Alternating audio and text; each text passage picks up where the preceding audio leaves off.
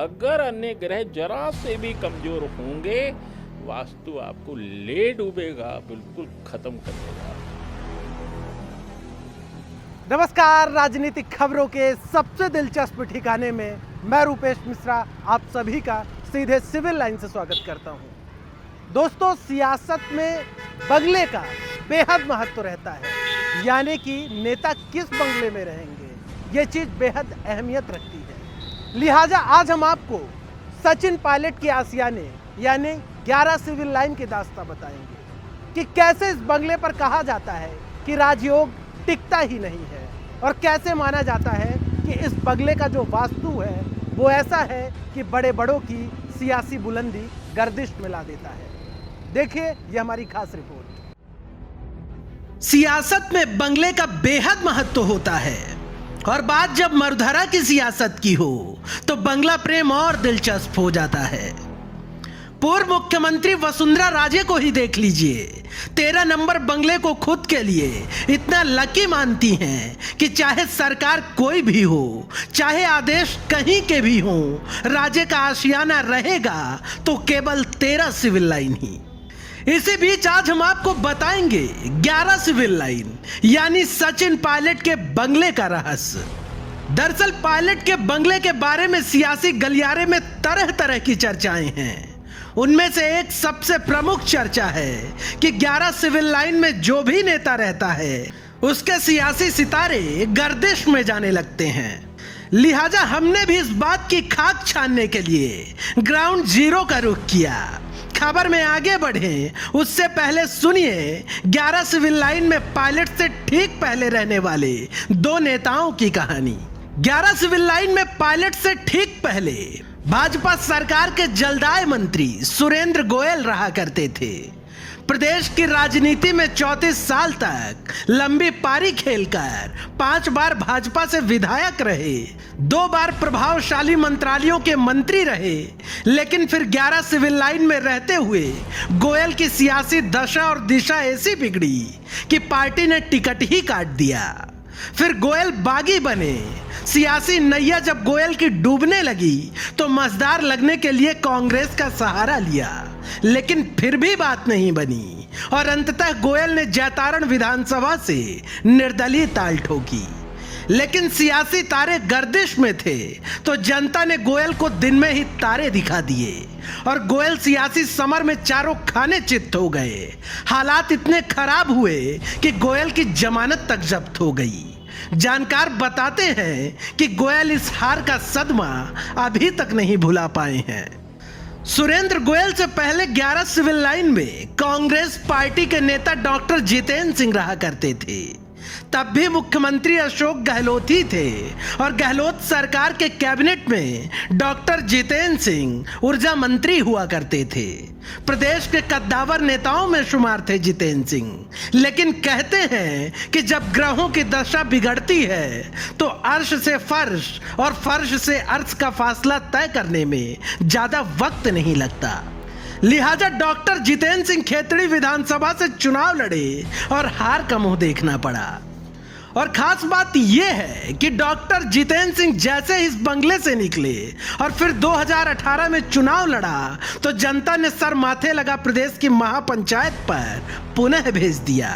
और वही डॉक्टर जितेंद्र सिंह अब इस बार मंत्री की दौड़ में शुमार हैं। तो ये तो था पायलट के बंगले यानी 11 सिविल लाइन का सियासी इतिहास। अब आइए आपको वर्तमान में ले चलते हैं। सबसे पहले देखिए सचिन पायलट के बंगले यानी 11 सिविल लाइन को। इस वक्त हम मौजूद हैं 11 सिविल लाइन यानी सचिन पायलट का आशियाना। सचिन पायलट यहीं रहते हैं। आप देख सकते हैं ये 11 सिविल लाइन है, सचिन पायलट का बंगला है। इसका एक जो द्वार है वो ये है, और मैं अपने सहयोगी से कहूँगा इस बंगले का दूसरा द्वार दिखाएं। आप देख सकते हैं वहाँ पे जो बैरिकेटिंग्स आपको नज़र आ रहे हैं, ये जो बैरिकेटिंग्स हैं ये इस बंगले का दूसरा द्वार है। तो मतलब ये कहा जा सकता है कि इस बंगले में कुल 2 द्वार हैं और ये 11 सिविल लाइन है। और यहाँ पे सचिन पायलट के पहले सुरेंद्र गोयल रहते थे, भाजपा सरकार की यदि बात की जाए तो, जो कि जलदाय मंत्री भी रहे हैं। और इसके पहले जितेंद्र सिंह रहते थे। लेकिन पता नहीं इस बंगले का कैसा योग है कि जो भी यहाँ पे आके गया, उनके जो सियासी जो तारे हैं वो गर्दिश में चले गए। बात जितेंद्र सिंह की करें तो जितेंद्र सिंह भी इस बंगले से जब चुनाव लड़े तो चुनाव हारे, और सुरेंद्र गोयल की बात की जाए तो वो भी बाद में जब भारतीय जनता पार्टी से उनका टिकट कटा तो पार्टी से बागी हो गए। कई किंवदंतियां हैं, कई तरह की बातें बताई जाती है इस बंगले से जुड़ी हुई। ये पायलट का बंगला 11 सिविल लाइन है, इसमें 2 द्वार हैं और कुछ ज्योतिषाचार्यों का दावा है कि 11 सिविल लाइन बंगले का वास्तु ही सही नहीं है, क्योंकि इस बंगले का प्रवेश द्वार दक्षिण मुखी है, जो कि वास्तु के हिसाब से सही नहीं बताया जाता। लिहाजा इस बंगले का वास्तु क्या कहता है और क्या खामियां हैं बंगले में, इसकी असल पड़ताल करने के लिए हम सीधे पहुंचे वास्तु ज्ञाता और ज्योतिषाचार्य डॉक्टर राजेश शर्मा के पास, जहां उन्होंने 11 सिविल लाइन के वास्तु के बारे में क्या कुछ कहा, पहले उससे सुनिए। दक्षिण में आपका मकान हो, आप बाहर निकलेंगे घर से, आपका मुख दक्षिण की तरफ होगा। ठीक है, आपने कहा कि दरवाज़ा पश्चिम की तरफ कोई बनवा ले, तो वही मैं जाता हूँ जब पश्चिम की तरफ मेरा मुख है था। भाई जब निकलते हैं तो बार बार आपको दक्षिण की तरफ देखना पड़ता है। अब दक्षिण का दूसरा मालिक कौन है? सबसे महत्वपूर्ण बात, मंगल। मंगल की एक खास बात है साहब, जिनका अपन कहते हैं ना ये मांगलिक है तो इसको क्रोध बहुत आता है। हम बहुत बोलते हैं लोगों को, भाई आप तो डबल मांगलिक हो, बहुत क्रोधी हो सकते हैं। तो मंगल उत्तेजना बहुत लाता, गति, उसको तीव्रता चाहिए मंगल को। उधर आपने पश्चिम की तरफ दरवाज़ा बना दिया, पश्चिम का मालिक शनि, शनै शनै चलने वाले, 18 साल की महादशा, 18 महीने तक एक राशि में। अब कहाँ मंगल आपको गति देता है, शनि कहता धीरे चलो, सारा कॉम्बिनेशन खराब। तो वही कुछ स्थितियाँ लोगों के साथ बनती हैं, और यहाँ भी हमने जो सुना है वो स्थितियाँ बनी हैं।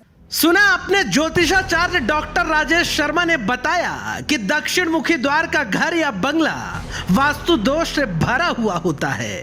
इसके पीछे का कारण है कि दक्षिण दिशा यम की दिशा होती है। ज्योतिषाचार्य डॉक्टर राजेश शर्मा से जब हमने ये जानना चाहा कि वास्तु सही नहीं हो तो सियासत पर क्या असर पड़ता है, तो उन्होंने क्या कुछ कहा, उसे सुनिए। तो सियासत तो बनी ही मनुष्य से, और वास्तु पुरुष तो पुरुष है, वो तो देवता है, वास्तु देवता। तो वो सब पे क्यों नहीं डालेंगे फर्क?